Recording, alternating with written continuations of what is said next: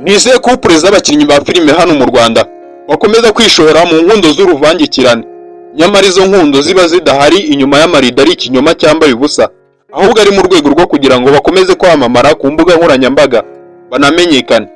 Ese abasesenguzi bakomeye bavuga iki kuri ibi byateye kuri izi nkundo z'ibinyoma zikomeza kugaragara muri sosiyete nyarwanda mu bakinnyi ba filime?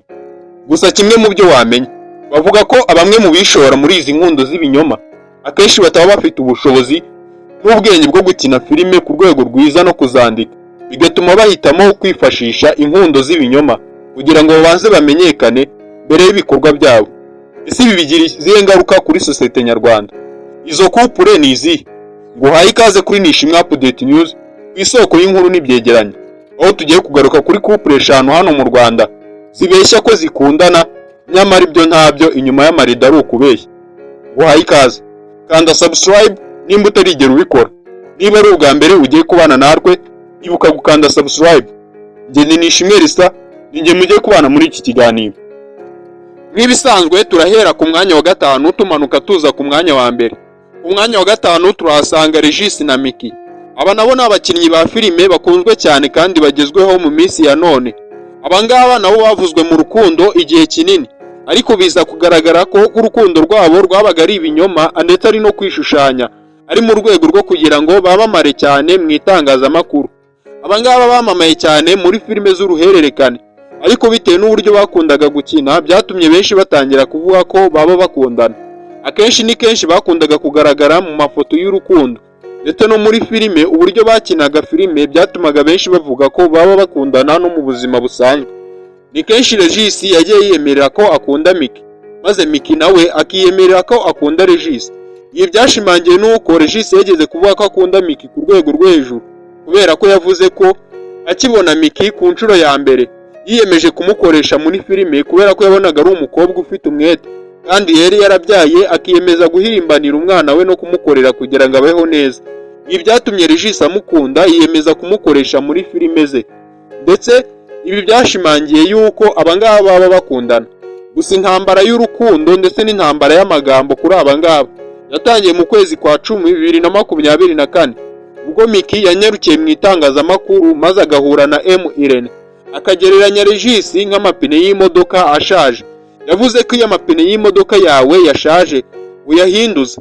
Ibyo rero ntibiba bisobanuye ko aya mapine wahinduje uyanze, ahubwo uba ukeneye amapine mashyashya. Regis nawe mu kumva speech ibi ngibi byamuteye ubwoba, bituma ahita anyarukira kuri Instagram ye maze agira ati, angereranyije n'amapine y'imodoka ashaje. Genda amapine y'imodoka ashaje. Miki ntago tugikundana, namufatanye n'umusore mu gatenga barimo bari gusambana banca inyuma. Ibyo rero ntago tugikundana. None rero ari kuza imbere y'itangazamakuru yirizwarizwa akavuga ngo ndamapine ashaje. Miki ntago tugikundana. Ibi nabyo byatumye benshi batangira kuvuga ko ibyabo byabaga ari ugushuka abantu no gushaka kwamamara mu itangazamakuru bitari urukundo. Ibi rero byatumye benshi batangira gushyira urukundo rwabo hakadomo hano mu Rwanda. Couple ya 4 ni couple ya Kimenyi Tito na Jude.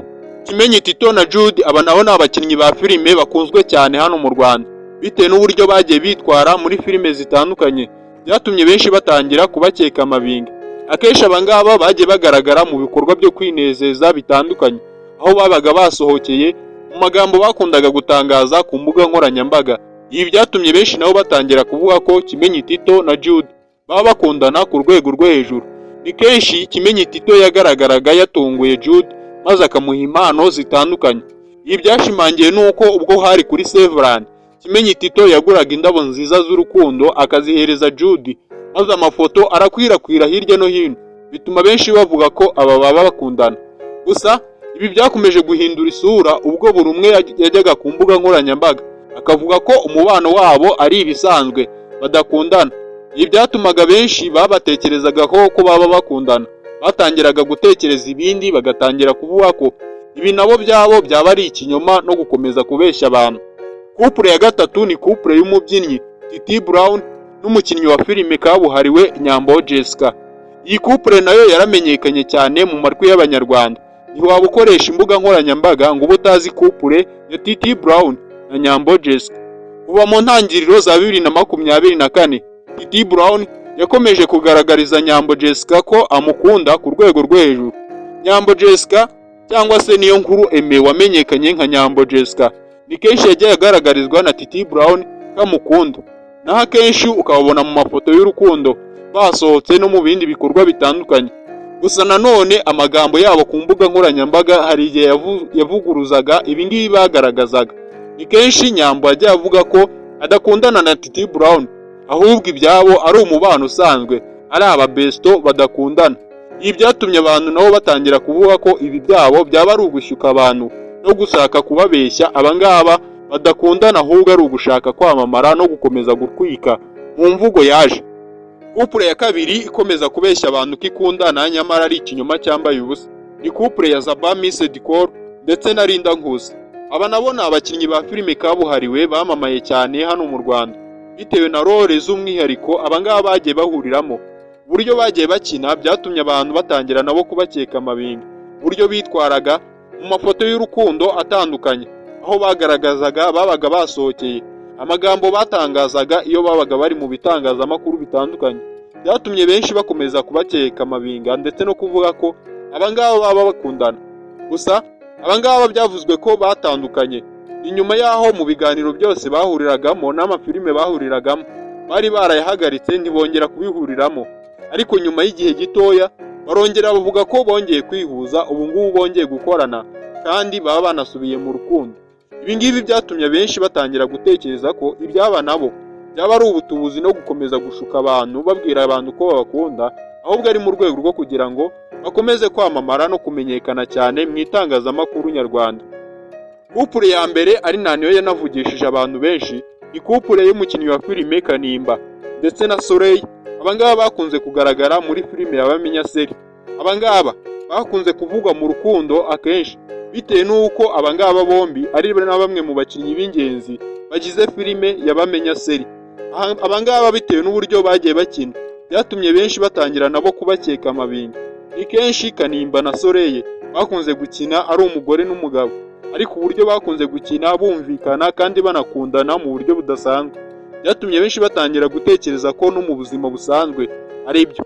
Inyuma yaho abangaba bageze naho batangaza save the date yabo, batangira gusaba abantu kuzataha ubukwe bwabo no kubatumira. Ni kenshi bavuze ko ubukwe bwabo buzaba tariki ya 17 z'ukwezi kwa 11 2023. Gusa ibi ngibi byaje kugaragara ko cyari igihuha cyambaye ubusa. Ibi byatumye Soleil ananyarukira ku mbuga nkoranyambaga ze asaba abantu imbabazi, ababwira ko yabashutse yanababeshye.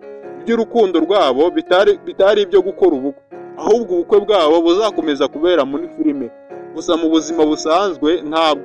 Ibi ngibi byatumye benshi batangira gutekereza ko ibyabo nabo byaba ari ubutubuzi no gukomeza kubeshya abantu. Inyuma yaho bakunze kugenda bagaragaza amafoto y'urukundo bakomeza no kubwira abantu ko baba babakunda. Ngaye nguko izi nizo couple 5 hano mu Rwanda zikomeza kubeshya abanyarwanda zibabwira ko zikundana nyamara iby'urukundo nta bihari.